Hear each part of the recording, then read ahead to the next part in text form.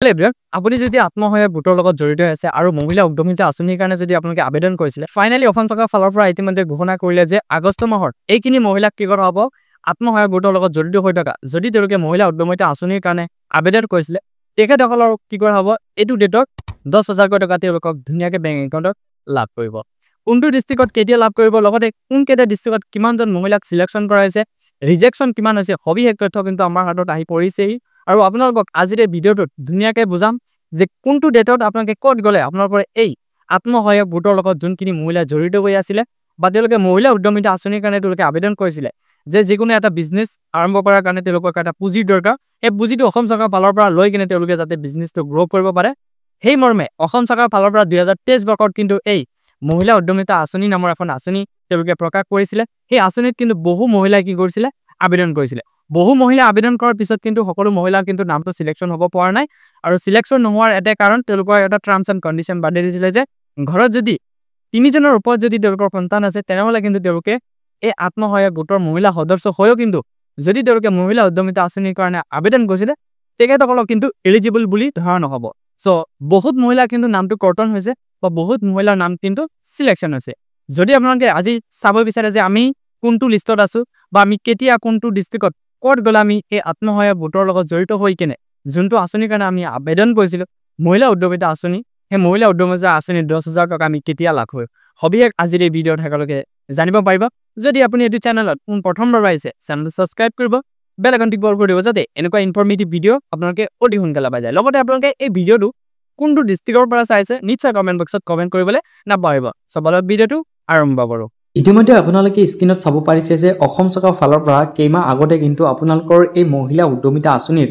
যোনটো আপোনালোকৰ বিধানসভা সমষ্টি ৱাইজ এখন ইনোগ্ৰেশ্যন লিষ্ট এখন ওলাইছিলে যে আপোনালোকৰ আগষ্ট মাহত কোন কেইখন বিধানসভা সমষ্টিৰ মহিলাসকলক দিয়া হ'ব লগতে ছেপ্টেম্বৰ মাহত কোন কেইটা মহিলাক দিয়া হ'ব এনেকুৱা কিন্তু দিওঁতে কিন্তু আপোনালোকক কি কৰা হৈছে 2026 পৰ্যন্তলৈকে আপোনালোকক লিষ্ট কিন্তু মুকলি কৰিছিলে যে জানুৱাৰী মাহত কিমানখিনি মহিলাই বা কোনটো সমষ্টিৰ মহিলাই তেখেতসকলৰ টকা লাভ কৰিব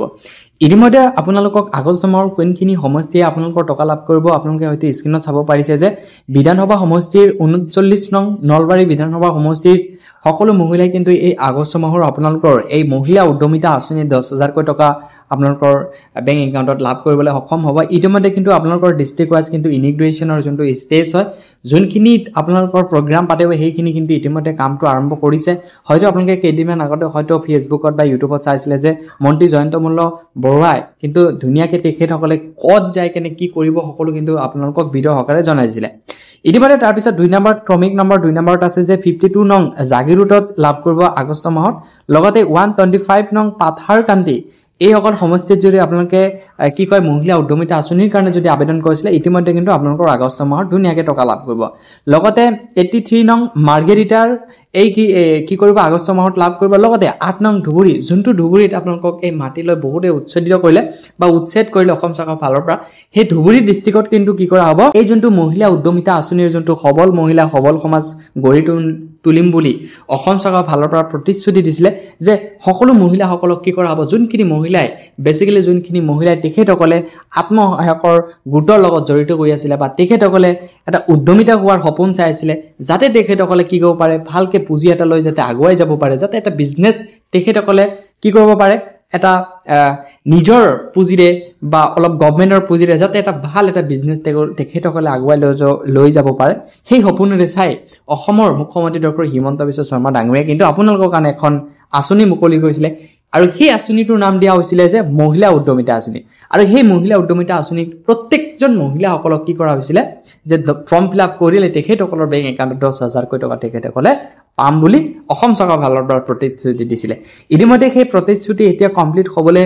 গৈ আছে ইতিমধ্যে আগষ্টত 5টা সমষ্টিৰ মানুহে কিন্তু লাভ কৰিব লগতে ছেপ্টেম্বৰ মাহত আপোনালোকৰ এনেকৈ লিষ্টটো চাব পাৰিব মই বাৰু ডেছক্ৰিপশ্যনত লগতে টেলিগ্ৰাম চেনেলত মই ধুনীয়াকৈ আপলোড কৰি দি দিম সো এইটো আপোনালোকে ডাউনলোড কৰি কিনে ধুনীয়াকৈ চাই ল'ব সো এতিয়া অক্টোবৰ মাহত কিমানখিনি মহিলাই লাভ কৰিব এইটো সমষ্টি ৱাইজ আপোনালোকে চাব পাৰিব বাকি এইখিনি পইচা দিওঁতে গৈ কিনে কি কৰিব